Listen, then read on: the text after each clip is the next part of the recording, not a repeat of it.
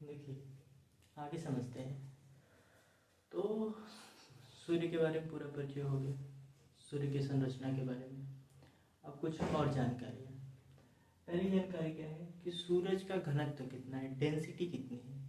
तो जो सूरज का घनत्व है पृथ्वी के घनत्व से 20 गुना क्या है, अधिक होता है। फिर उसके बाद कहा गया गुरुत्वाकर्षण क्षमता। पृथ्वी की जो गुरुत्वाकर्षण क्षमता है, सूरज की पृथ्वी की गुरुत्वाकर्षण क्षमता आप जानते हैं 9.8 मीटर प्रति सेकंड स्क्वायर होती है। तो जो सूरज है, सूरज की जो गुरुत्वाकर्षण की क्षमता है वो पृथ्वी की गुरुत्वाकर्षण क्षमता से 28 गुना अधिक है। सोचिए कितना अधिक का अंतर है। फिर उसके बाद यदि व्यास की बात की जाए कि सूरज का आकार कितना बड़ा है, उसका व्यास डायामीटर कितना बड़ा है, तो पृथ्वी का जो व्यास है पृथ्वी के व्यास से 109 गुना क्या है, अधिक व्यास है किसका, सूरज का। और द्रव्यमान की बात करें कि सूरज का वजन पृथ्वी के हिसाब से कितना है, तो सूरज का जो द्रव्यमान है, देखिए इसे किलोग्राम वगैरह में क्यों नहीं बताया जा रहा है, क्योंकि बहुत अधिक हो जाएगा और वो याद रखने में आपको कठिनाई होगी। तो सापेक्षिक रूप से बताया जा रहा है कि कौन पृथ्वी के अकॉर्डिंग आपका कितना है, यानी आप अनुमान लगा पाएंगे कि यदि पृथ्वी का लगभग इतना है तो उसका कितना हो सकता है। तो जो द्रव्यमान की बात की गई है, सूरज का जो द्रव्यमान होता है यानी सूरज का जो वेट है वो पृथ्वी के द्रव्यमान से 3,32,000 गुना क्या है, अधिक है। ठीक, तो पहला बताया गया घनत्व कितना है, 20 गुना है। गुरुत्वाकर्षण क्षमता कितनी है, 28 गुनी अधिक है। व्यास कितना है, 109 गुना है। द्रव्यमान कितना है, 3,32,000 गुना है। उसके बाद ये बताया गया कि जैसे कोई भी ग्रह गति करता है तो दो प्रकार की गति करता है, एक तो घूर्णन गति करेगा, एक परिभ्रमण गति करेगा। घूर्णन गति का मतलब एक ही जगह पर घूमते रहना, ठीक, यानी गोल गोल घूमना।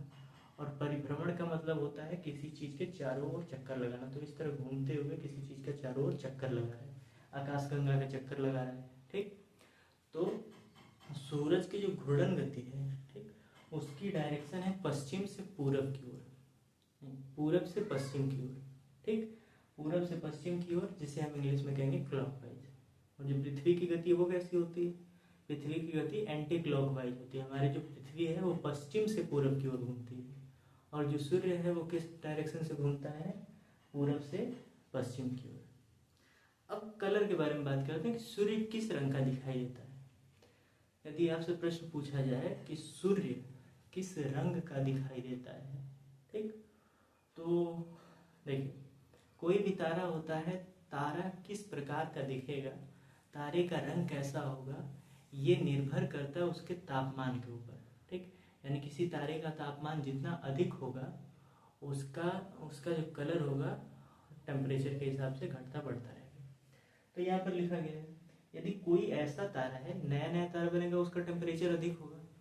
तो जब यदि उसका टेम्परेचर करोड़ों में है, ठीक, तो वो कैसा दिखेगा, ब्लू दिखेगा, यानी नीला दिखेगा। आसमान में आपने नीले तारे को देखा होगा, बहुत नीले तारे देखे होंगे। फिर उसके बाद यदि उसका टेम्परेचर घटते घटते लाखों में आ गया, फिर कितना आ गया, लाख के करीब आ गया, तब उसका कलर कैसा हो जाएगा, वाइट हो जाएगा।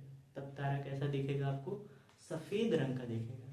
और जब तारे का तापमान घटते घटते बहुत कम हो जाए, अर्थात जब अपने मरण की अवस्था में आ जाएगा, मरने वाला होगा, तब उसका टेम्परेचर पहले 1000 में आ जाएगा। जैसे ही 1000 में उसका टेम्परेचर आएगा वो कैसा दिखेगा, लाल रंग का दिखेगा।